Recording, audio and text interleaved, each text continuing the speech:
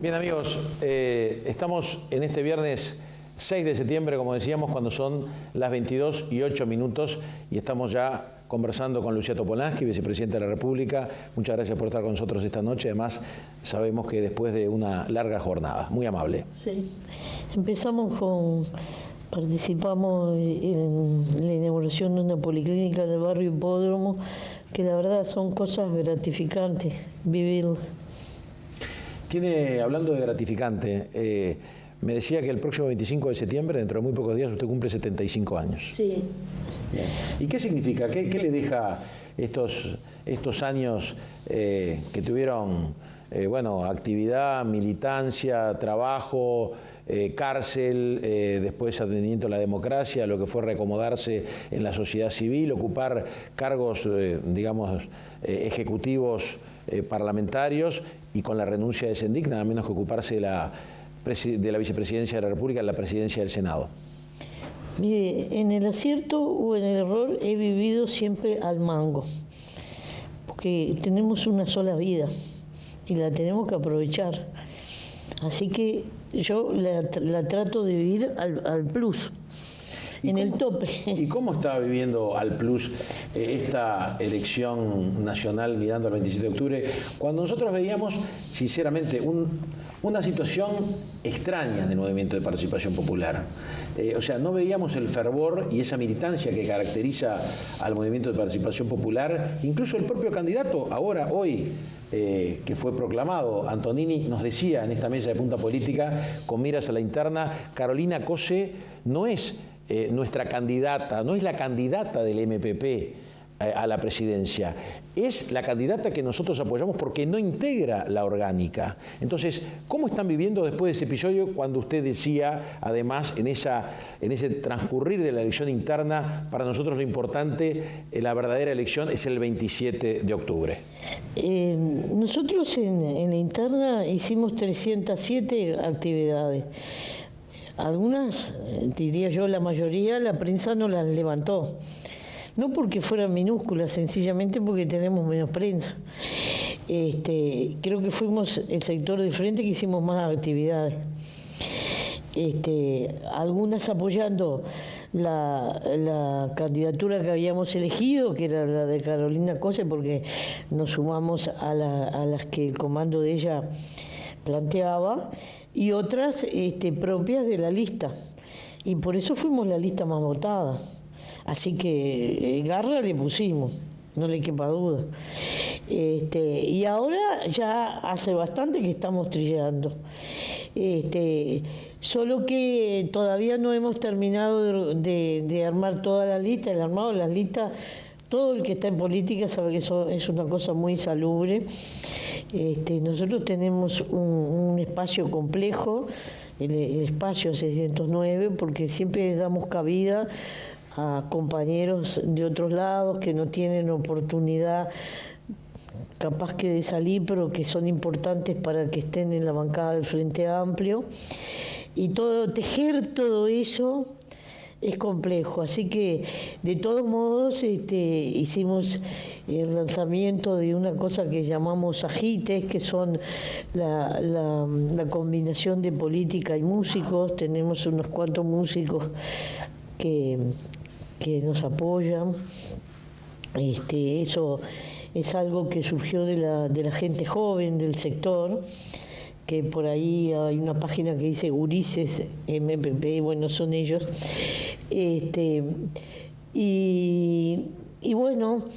Y ahora estamos en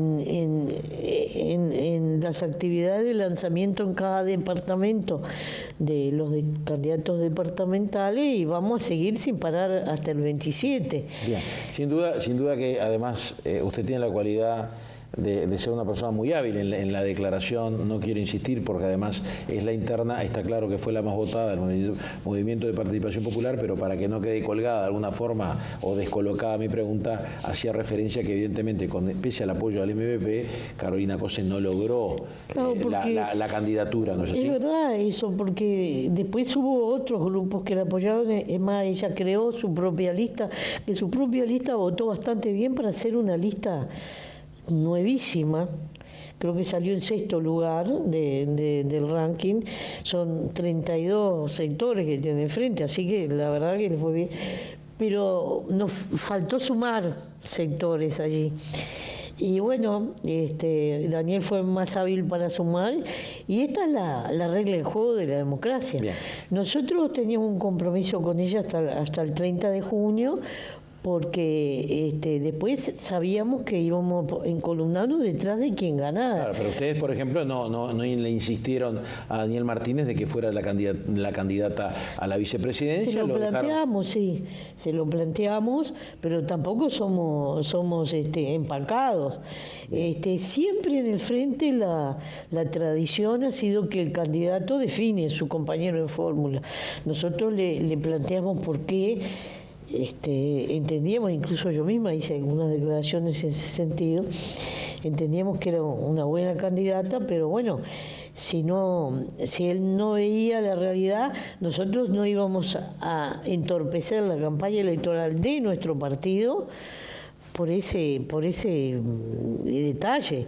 No. Bien. Ahora, Luceto Polanski, mirando ahora al 27 de octubre, ya vamos a los problemas y a los temas que preocupan a la gente, pero estamos en la ingeniería electoral aún.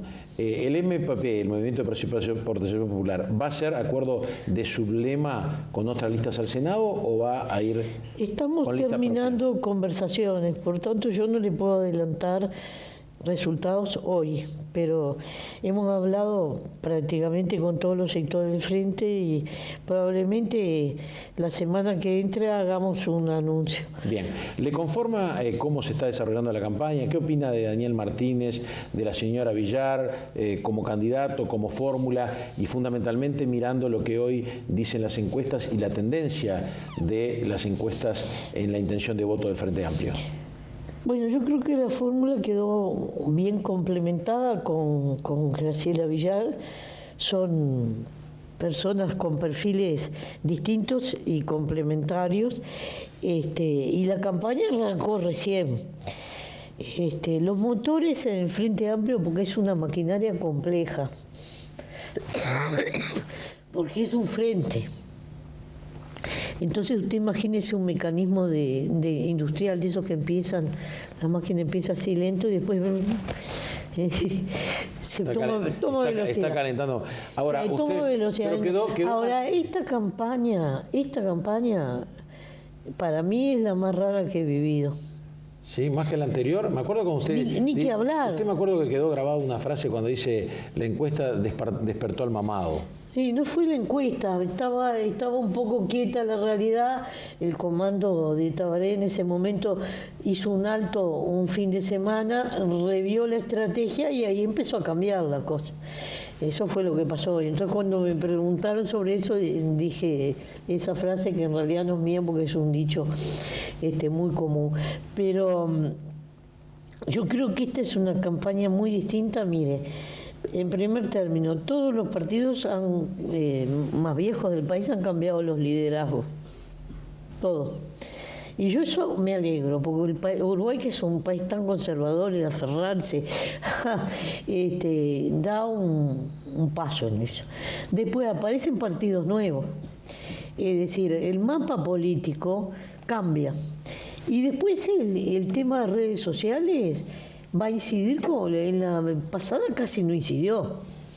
En esta es un actor importante, principalísimo diría, y yo lo digo desde afuera porque no pertenezco a ese mundo ni por las tapas, no tengo el celular conectado a internet ni nada de eso, ni Twitter, ni Facebook, ni WhatsApp, lo veo por la calle hablar con el platito y me da una gracia, pero eso yo me doy cuenta porque uno percibe, ¿no? Es el mundo de los que vienen, de la gente más joven, está en esa onda. Y entonces, eso combinado con el tema de las falsas noticias que existieron siempre, pero ¿qué pasa? La difusión de una falsa noticia cuando los medios de comunicación eran otra cosa, quedaba limitada a un barrio, un pago, una ciudad. Ahora empiezan en un lugar concreto, no se sabe si no terminan en Indochina. Entonces, son ingredientes nuevos que trae esta campaña, ¿no? Y eso usted dice que la hace una campaña o un resultado más incierto. No lo miro por el lado del resultado, sino porque es una campaña que no tengo claro bien cómo se va a desarrollar. Bien. Y además hay un marco internacional, sobre todo pensando en los dos vecinos, que es realmente fuertísimo. Bueno, usted vio que se conoció la noticia que incluso hay averiguaciones de argentinos aquí en Maldonado, en Punta del Este, de averiguaciones y prescripciones de argentinos, de, niños, jóvenes, adolescentes, para justamente ante un posible triunfo del kirchnerismo, trasladarse a Punta del Este, ¿no es así? Y Maldonado buscando nuevos horizontes. Bueno, eso lo publicó el semanario Búsqueda en el día de ayer. No había leído esa noticia, pero en realidad a mí no me llama la atención para nada eso, tampoco. Porque las historias de Uruguay y Argentina tienen un entrelazamiento. Y en la época de Perón hubo una corrida de argentinos para el Uruguay. Yo la recuerdo porque yo era niña, pero era algo que se comentaba en el Uruguay. No, eso sin duda. Es decir, que a mí eso no me llama la atención. Yo lo que veo es que el Río de la Plata, por las casualidades de la historia, va a jugar una parada política el mismo día, el 27. El mismo día. El 27 de octubre aparece el escenario que va a vivir el Río de la Plata. Con una diferencia que hoy indica que va a haber ya el 27 de octubre en Argentina un cambio de gobierno, y que en el caso de Uruguay, que ese cambio de gobierno o posible cambio de gobierno se verá, ¿no? Se va a postergar hasta el último domingo de noviembre, ¿no es así? Pero aún en la hipótesis de balotaje en Uruguay, usted lo decía en la introducción, queda definido el Parlamento. Sí, señora. Y entonces, las dos veces que nosotros fuimos a balotaje, la primera vez nosotros ganamos de entrada, la segunda vez, las dos veces siguientes fuimos a balotaje, pero fuimos a balotaje ya sabiendo que teníamos una mayoría parlamentaria. Entonces el estado de situación era completamente distinto. Bueno, la fragmentación, la aparición de nuevos partidos políticos que puede, yo no soy analista, pero que puede derivar en una fragmentación mayor del Parlamento, es una novedad que todos, quien gane y quien pierda, vamos a tener que asumir en colectivo. Que no se había dado de esta manera. Correcto. Entonces, por eso yo digo... Es un análisis correcto. Es una elección distinta. Bien. Yo me encantaría seguir conversando sobre esto y profundizar, pero quiero ir a los temas que evidentemente hoy están preocupando y le interesan a la gente, ¿no? Queda un país muy complejo para la próxima administración de gobierno, sea del partido que sea, con una tasa de desempleo en crecimiento, con mayor gente en seguro de desempleo, una situación de recesión general que no es solo del Uruguay, con una carga impositiva muy grande, un déficit fiscal muy grande. O sea, el panorama es complejo, senadora, y no se lo preciso describir a usted, que lo conoce y lo trata todos los días en el Parlamento, convocando ministros, articulando con los coordinadores de bancada. Conocemos muy bien el trabajo suyo en lo que es el trabajo parlamentario, que yo diría que mucha gente cuando habla de los políticos o del Parlamento debería conocer más la tarea parlamentaria y solo se quedan con el plenario. Sí, esto es una defensa a la tarea parlamentaria. Yo lo dije desde el primer día de este año, de los 30 años de Punta Política, que soy una persona sistémica y conozco el Parlamento y fui muchos años cronista parlamentario. Ahora, la pregunta es, ¿qué va a pasar desde su punto de vista, en el próximo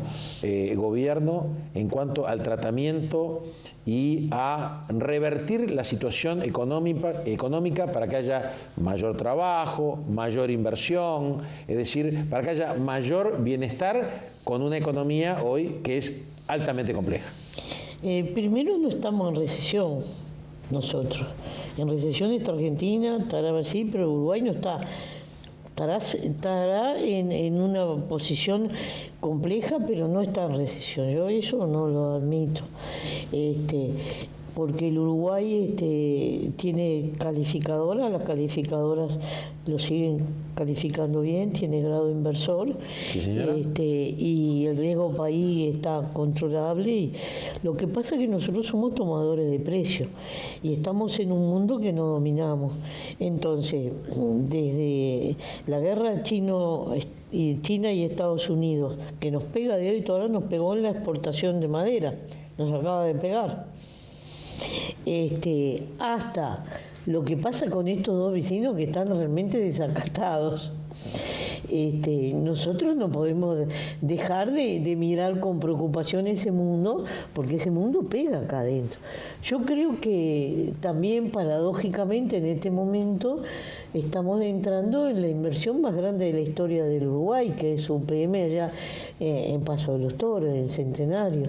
Entonces, ¿por qué una empresa del tamaño de UPM hace la inversión más grande es la inversión más grande de UPM, la inversión más grande en la historia del Uruguay? ¿Por qué elige Uruguay?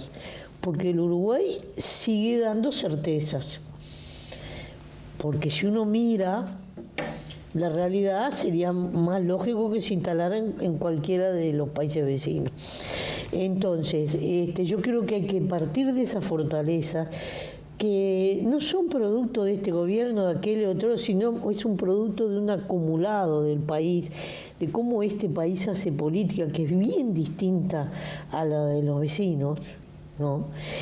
Y apostar al crecimiento, porque la única forma de bajar el desempleo, que subió un poco en este tiempo, y tener recursos para continuar determinados tipos de obras, el crecimiento, no hay otra receta. Entonces, yo creo que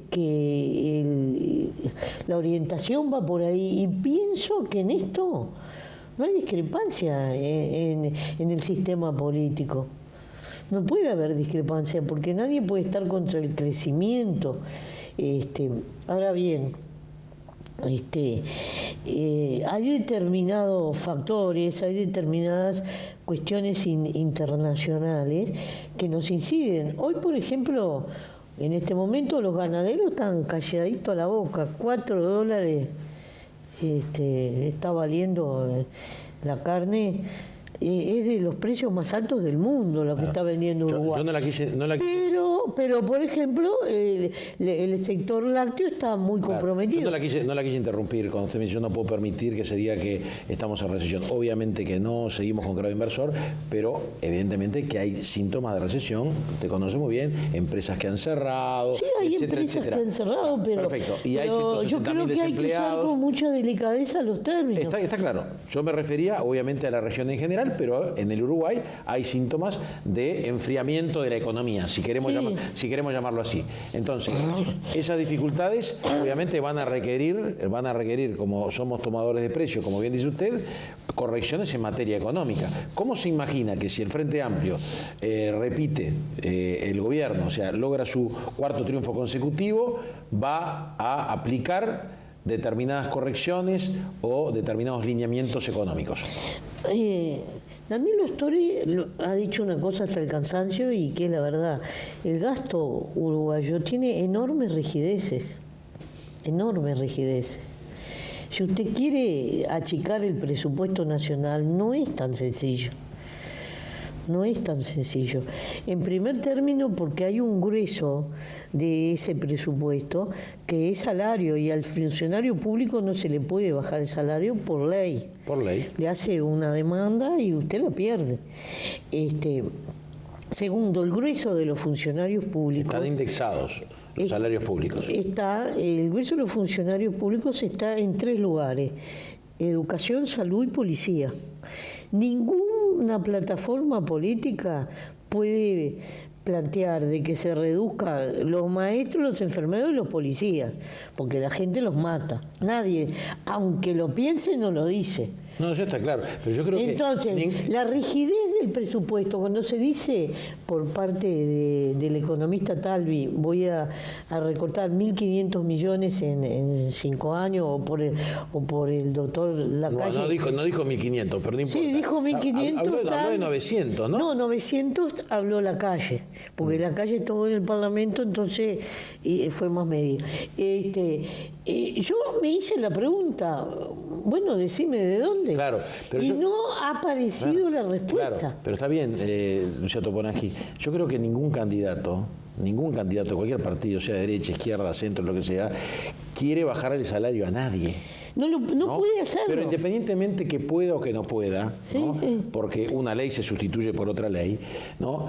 Por supuesto, con los votos, si hablamos de la fragmentación, pero independientemente de eso, nadie va a querer bajarle a un maestro, a un policía o a una persona de la salud, como usted dice, el salario. Ahora, el problema es que hoy la caja del Estado está gastando mucho más, sale mucho más, como si fuera una familia, de lo que está entrando. Entonces, ¿cómo se resuelve eso? Ese es el problema. Bueno, por eso yo le digo, para mí el único camino es el crecimiento, porque el crecimiento trae mayor recaudación, trae mayor empleo, se mueve la rueda del consumo. Claro, pero para eso hay que crear incentivos para que haya mayor inversión. Sí, se han creado muchísimos y por eso vino la inversión de UPM.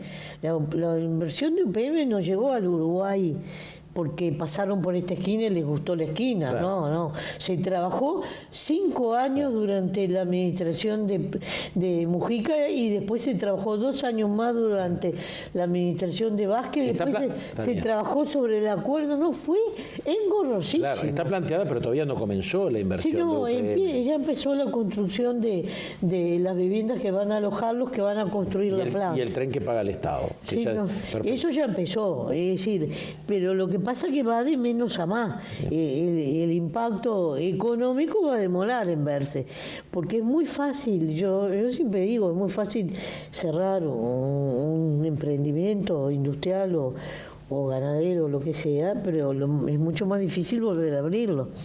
Y además cada vez que mejora la tecnología, cada puesto de trabajo nos cuesta más caro. Dígame, entonces contésteme en 30 segundos, ¿cómo se imagina Luciano Toponaghi los próximos 5 años para el Uruguay, independientemente de quién sea el gobierno? Bueno, yo me imagino una lucha tenaz por conquistar inversiones. Fíjese que hay 24.000 millones más o menos de dólares de uruguayos que lo sacaron del país porque acá no tienen en qué invertir. Entonces tenemos que generar algún mecanismo que para ese uruguayo que sacó el dinero le sirva a invertirlo acá. Ahí puede haber un camino. Y además la atracción de otros capitales extranjeros. Yo creo que si nosotros logramos desarrollar esas cosas, podemos ir al crecimiento. Me parece que va por ahí el tema. Nosotros, ¿y la dejamos por ahí? No, le voy a decir más. Nosotros hemos estado pensando que tenemos que ayudar a volver a esos capitales uruguayos, vamos a hablar de lo nacional, y entonces puede haber asociaciones con el Estado donde al privado le sirva esa asociación. Porque hay que recordar la historia del Uruguay. La empresa más importante de Uruguay, que es Conaprole, nació por una decisión política. Y esa decisión política le dio al arranque el monopolio, que parece que es una mala palabra, del abasto de Montevideo. Y por eso había un representante del gobierno nacional y uno de la Intendencia de Montevideo en el directorio. Cuando esa empresa, que es la más importante del país, se consolidó, el monopolio salió y los 2 representantes también. Bueno, eso nos mostró un cierto camino. Como en ese momento el abasto de leche de Montevideo en invierno, que era difícil en esos años, se resolvió por un camino. Bueno, los coreanos, a la salida de la guerra, fundaban empresas y después buscaban la forma de incorporar a un privado y finalmente la empresa seguía sola. y el Estado iba a fundar otra. Entonces hay caminos. Bien. Tenemos que ir, y yo he estudiado mucho esto. Hay dos ejemplos en Europa que vale la pena ponerles la lupa, y que son casi que diría antagónicos, Grecia y Portugal. Los dos estaban en una situación difícil. Portugal salió sin tener que pasar por la Troika, el Fondo Monetario, lo que fuera. Salió con una serie de medidas que vale la pena estudiar. Grecia se resignó de algún modo a la asistencia del Banco Europeo. A todo eso, y todavía no ha salido. No salió. Lucía Topolansky, que tenga un feliz cumpleaños el próximo 25 de septiembre, cumpliendo 75 años. Sí. Y gracias por acompañarnos esta noche, en vivo, cuando ya son las 22 horas y 33 minutos. Muchas gracias. Me hace llegar tarde a mi casa. Bueno, pero creo que valió la pena. Bueno, muy amable. Gracias por estar con nosotros. En instantes venimos con Germán Cardoso, Eduardo Elinger, y al final va a estar Ignacio Sosnavar en vivo hablando sobre las encuestas, la tendencia de votos, la intención de votos y las proyecciones de estas elecciones, cuando hoy estamos a 50 días de esa primera ronda electoral. Ya venimos.